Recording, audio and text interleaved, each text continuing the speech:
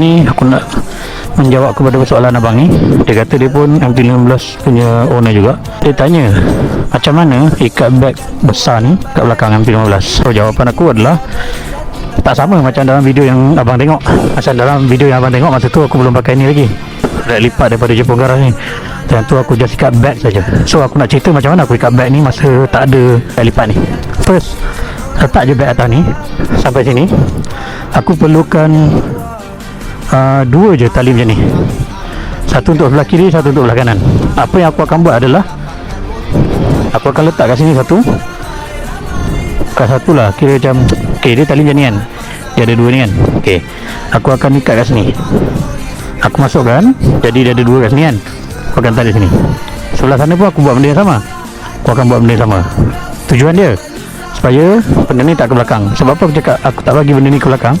Sebab aku akan gunakan tali ni kan, untuk ikat kuat-kuat dekat sini, kat ekor dia ni.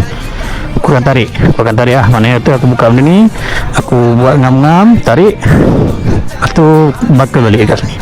So bila dia tarik kat sini, ada possibility untuk beg ni dia meluruk ke belakang.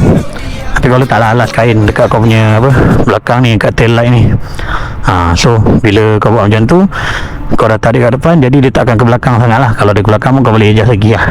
Tu je. So dia ada di satu kan, yang bakal kat sini, kau just ikat je kat bawah ekor ni, kat bawah fender bawah tu kan.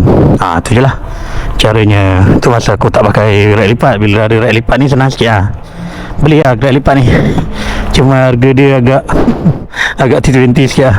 Untuk MT-15 dia harga dia 400 setengah masa aku beli. Nak buat macam mana kan, nak senang kerja, nak motor nampak kemas, tak menyusahkan, keluar modal sikit lah. So semoga menjawab soalan abang.